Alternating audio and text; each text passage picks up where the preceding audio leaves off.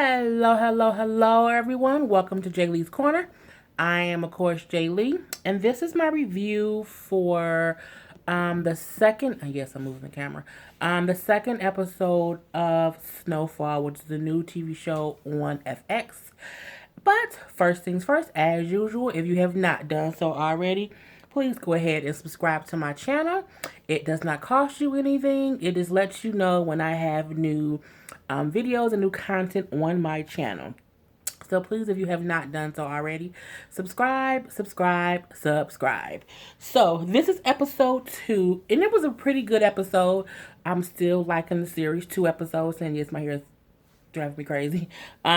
So yeah, it starts off right kind of where the last episode left off from, and it starts off with Nina Simone's song playing. The song Feels Good. What no? What's it called? Feeling Good. Duh. And so you have, Franklin, who's looking at all the money from the drug that he sold to Claudia at the club. And you see Teddy, who's waking up from his little drunken stupor, and you hear the screams of women as he focuses in on that earring that he found. You also see the Mexican wrestler, who I now know that his name is, oh, that looks stupid. I now know his name is Gustavo, Gustavo. I'm going to say that's how it's pronounced. I'm not sure. But he's working on his truck after he's killed someone the night before. And the two crime family people are, of course, looking nervous because they're waiting for Gustavo to show up with his money that he was supposedly supposed to get for them. It goes back to Franklin, who is carrying around, that backpack, because that backpack got all his money in it. He has to go drop off to Javi's crazy ass. And, as he's walking up to the bus stop, and Nina Simone's song is still playing, it's a new day. I'm not even going to sing that song, but you know the song. So yeah, that is playing, and as he's sitting at the bus stop with the other people, someone rides up on a motorcycle, and he gets the idea, like, I got some money. Why am I sitting at a bus stop? And he then follows the guy who motorcycle it is, and he basically walks into the store. We don't see what happens, but of course he probably offered him whatever amount of money, and he walks out with the keys to the motorcycle, and now he has like a little motorbike to ride around on. So yeah, that's how the opening scene takes off, which I thought was good because it shows, he's excited that he made some money. He was able to do something with it. And this episode kind of focused on each of the different 4 stories that are all intertwined together. So I'm going to kind of go over it person by person, basically. So we do see that Teddy, is up. He's ready to get his stuff done. But Teddy don't trust Alejandro's ass, because why? Even I think Alejandro killed them females. I don't think they went away on their own. They didn't disappear. And we know he ain't called 911. He ain't called the ambulance. And them girls were screaming. So, did you pay them off with drugs? The only option, honestly, is that you killed them. And that's what Teddy thinks as well. He also has the notion that where they are, that can no longer be the stash spot. It's too, flashy. And he tells Alejandro, we're gonna have to find a new stash spot. And he also says this is not up for discussion because he doesn't trust Alejandro. He's like, I ain't give you no options, bro. Just do what I say, listen to what I say, and follow my lead. But Alejandro is against Teddy going to meet with the Connect. He is like, no, I don't think you should go. I think you should leave it to me. And Teddy's like, I ain't having that shit, bro. I'm all in, like fleeing. So come to find out, the person that they're going to meet is the same crazy man, Javi. I think his name was Javi. I think that's how they pronounced it. But who fronted Franklin the kilo of cocaine. See, it's kind of all coming together. And we all know he crazy as hell, so he's still in the, with a gun, hanging around, talking. And, he doesn't trust Teddy. Because as he's saying, all this time we've been working together, you keep saying that your person doesn't want to be known. He doesn't want to be seen. But now you show up with this other person who looks nervous. And Teddy honestly did look nervous. He kept looking around and stuff.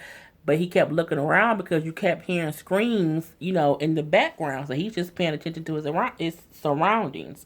But Javi ain't having it. So because he, is nervous, he then pulls his gun and he's like, look, I don't trust you. I don't know who you are. I trust Alejandro. I don't know you. So we all gonna strip. We all gonna get naked, like his words. We all gonna get naked. I can't remember if he said the word fag or if he just said like gay people, but he referenced gay men. Maybe he didn't say fat. He said something, and I was like, I can't believe he said that. But basically, they all gonna get naked and sit around, like gay men, just be naked together and having conversations. Because of course he's high, so he's tripping out. And Teddy is like, "What the fuck is going on here?" And he's like, "I want to be sure that you don't have that you're not wired in your ass. Now strip." Point the gun there. Everybody. He like, we all gonna get naked. So now all these men is getting naked and stripping. Lord have mercy. And it was weird because he's like, I just want to be sure there's not a microphone in your ass. Of all the places that had a microphone, why would they be in his ass? And my thing is, if the microphone is in his ass and he's sitting down, the microphone is muffled. They can't hear nothing. I'm just like, what the hell? So they're all stripping naked. And he's like, show me your ass. And then as he's showing him his ass, the guy who he shot with the bulletproof vest, who had this bruise on his chest, comes out, and he looks very, very sick, like he's dying. And Javi is still like not trusting them, so he's like, get out, leave. And Alejandro is trying to save the deal, like, we have to do this deal, we have to do this deal. And he's like, come back another time, just get the fuck out. So they leave, and of course Alejandro looks pissed off because he wants the deal to be done, because again, he keeps saying that he's just a soldier that's trying to do this deal. So that part goes past and they leave. We cut to, well, no, I'll go back to one part. Teddy eventually does go back to see Javi later on that evening. Teddy's a cool motherfucker, I can say that. Teddy got his shades on, he got his little beard, you know what I'm saying? He's a cute white boy, and, I would date him. Maybe not. But yeah, he has this confidence within himself, this calmness too, that, kind of makes him just kind of blend into the world that he's putting himself into. So when he goes back to see Javi, he's like, Javi assumes he's there to apologize. And he's like, no, I'm here to tell you that we ain't doing business. And then he walks away like a G. And Javi's like, wait, what do you mean? That's not how this goes, and they're walking and talking. And Teddy cool ass like, look, I'm just trying to do business with, a regular person. You crazy as fuck. And he's like, no, I'm saying I'm okay. And they just have a conversation, and Teddy's like, hey, look, you got some good liquor in there, let's, have a drink, sit down and have a conversation. If you want to, we'll do business. If not, we won't. So he put Javi at ease, like, look, I ain't pressed one way or the other. He played it so fucking cool. I was like, he's a real ass G. But they say people in the CIA, FBI, they can do stuff like that. They can flip and flop and be back and forth and blend in. So I thought that was cool. So, they end up still having a conversation and everything being cool, basically. So next off is Gustavo.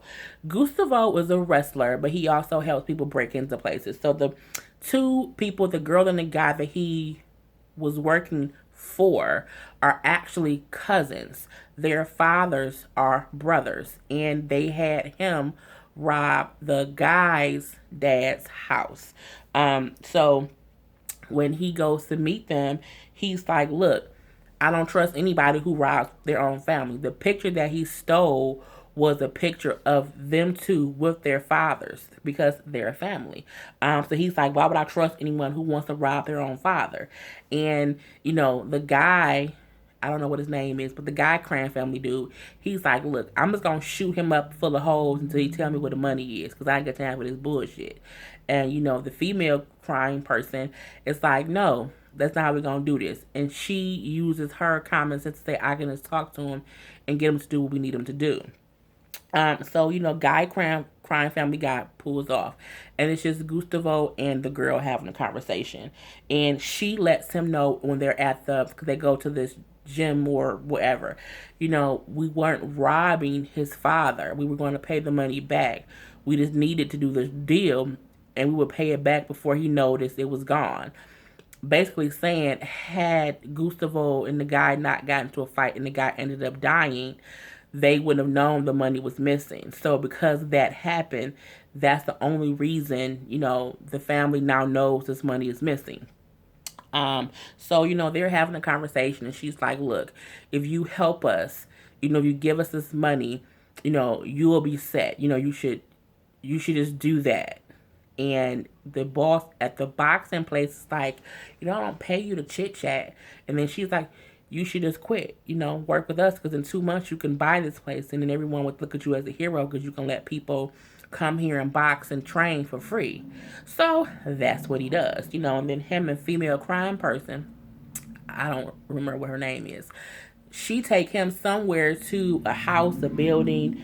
They walking through all these doorways and doors and all around, and they walk to the back, and they're just women sitting there. And she's like, and he was like, older Mexican women, and she's like, are y'all ready to work? And they walked in a closet to where it was basically a drug place where you go and you cut up drugs. And she makes them take off all their clothes so they can sit there and cut up the cocaine. And then Gustavo is just looking on like, damn, this is like a real operation. He's kind of looking shocked, but like he's just there to see what's going on. She, of course, breaks down how much all the drugs, a kilo, an ounce, and all this other drug stuff that I have no idea about. No idea. But she was like, but basically we'll make like 2.5 million, if we do this correctly.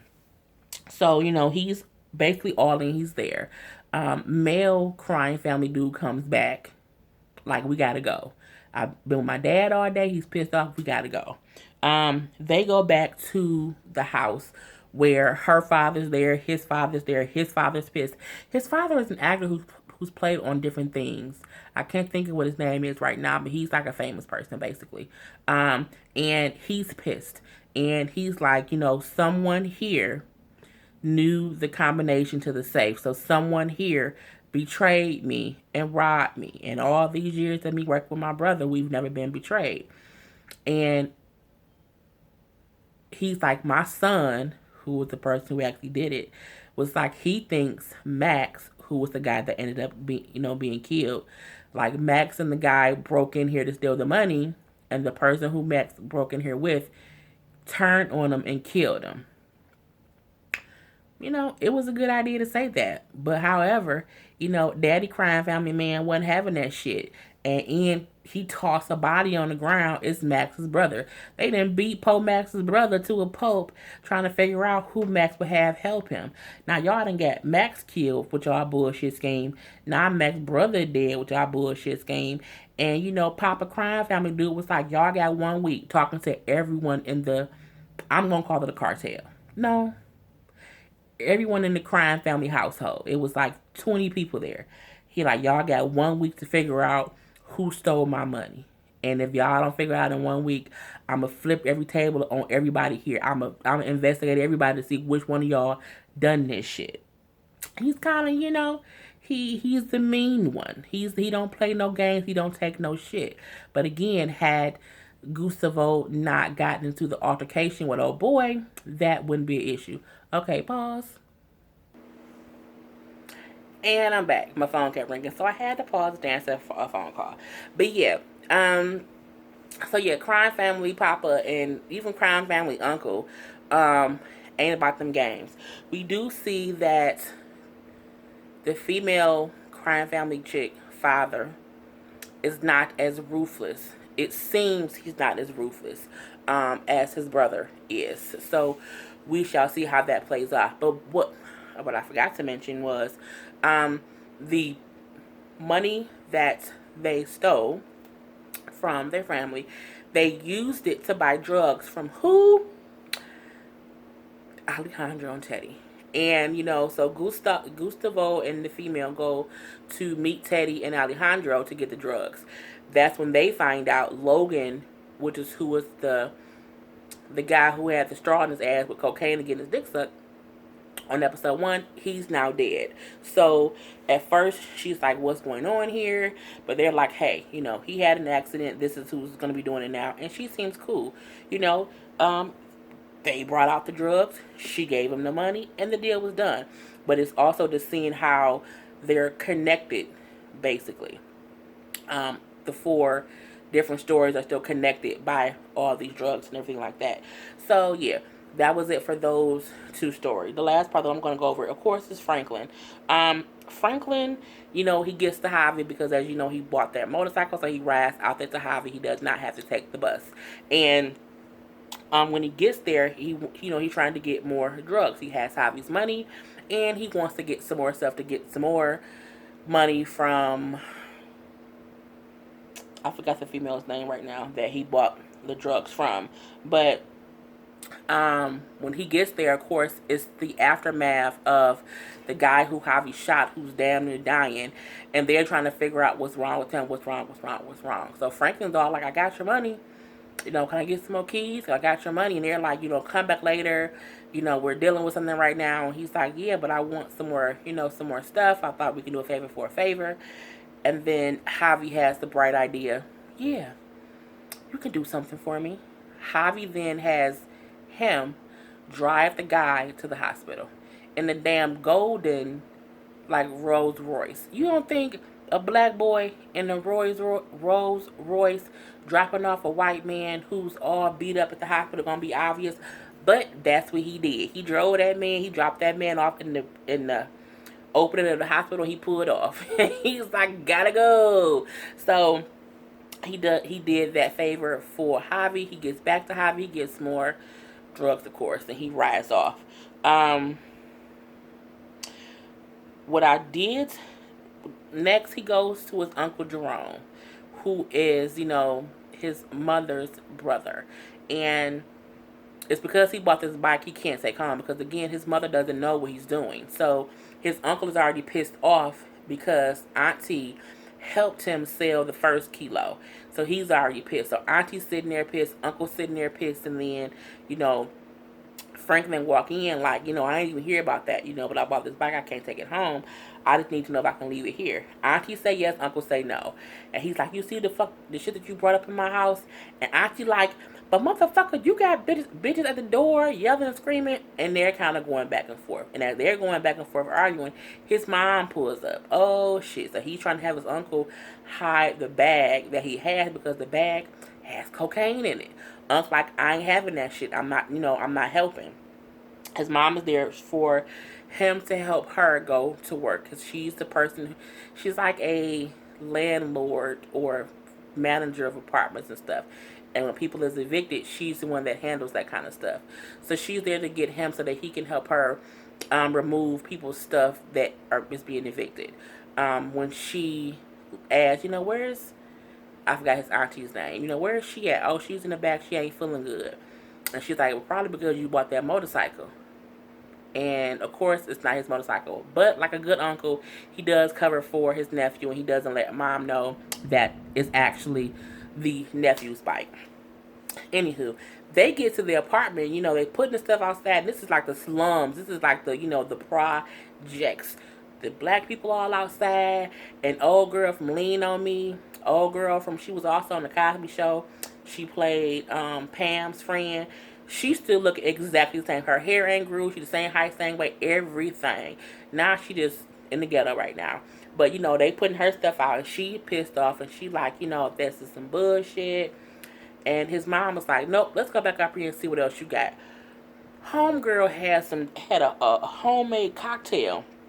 What did she have? It was raw chicken and milk in the heating ducts. And she's like, yeah, if this sits long enough, it'll be poisonous. She tried to take out the whole goddamn apartment complex. You know what? But if you put me out, everybody got to get out, not just me. So, as they're up there talking, the white landlord pulls up, and his mom is getting there. Like, what is he doing here? Well, they go downstairs. He's like, he's just checking on things, but Franklin notices how the white landlord puts his hand on his mom's waist. What? Why are you touching my mama? That part was a little bit different. And of course, the tenants are pissed off. So, Lean on Me Fish is yelling and screaming about, how it's not fair. It's some bullshit. She then proceeds to take the jar of milk and raw chicken and toss it at them, at the damn landlord, and it busts all over his car. I was like, well, okay. She made her point known, and she's like, this is some bullshit. We should call the police and have them see how you got us up in here living. Rats and roaches and all this just foolishness. And that's all the neighbors are all yelling and screaming. His mom is yelling and screaming. The landlord yelling and screaming. And Franklin's just taking it all in. Like, this is some bullshit.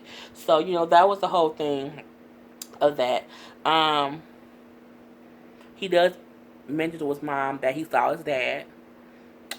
So that was different. His mom kept asking him, what's in the backpack? And he's like, oh, there's books and stuff like that or whatever. So, of course, he's not telling her what it is. But mom is just happy her son is, there. So that part is fine. Lastly, not lastly. He does meet up with one of his female friends. And she's like, I think you're selling weed and stuff. He's like, girl, I ain't doing that. And you know how females play too goddamn much? Well, she was playing too goddamn much, because what she did was she unzipped his book bag and all the cocaine fell out. And he like, go home, as he's putting it back in his bag. But I'm still wondering, why the fuck are you carrying cocaine around with you anyway? And if you are, why would you do that meeting up with somebody else? You better find a goddamn hiding spot in your house. Just put it up. Don't be walking around with cocaine on you, bruh. That's just stupid. So he does go back to Claudia. So Claudia's club to sell the drug that he got for her. Claudia tries to lowball him and not pay him the full $32,000. He's like, nope, I need all my money. Yep, that's what I want. But what you notice is, two younger black guys walk in as they're doing a little deal, and then the bouncer dude empties the money on the table. You couldn't give me the bag. You don't let people see how much money you giving me. Like, what the fuck is up with that? I knew instantly from that scene they finna rob him. Like, clearly, they finna rob him. So, he does leave. When he walks out the club, car pulls up. Who you with, homie? What? I ain't with nobody. And then they beat him up really bad. Take his book bag, which got his money in it, and take his motorcycle. But he do see who did it. And that's how it ends. So, it was still a good episode. I like how the story is progressing. I like the characters. It's something different. You know what I'm saying? So, hopefully you guys like the episode too. Again, it's a new series. And hopefully you've subscribed to my channel. And if you have not subscribed to my channel, please do so. So, this is the end of my review for Snowfall Season 1, Episode 2.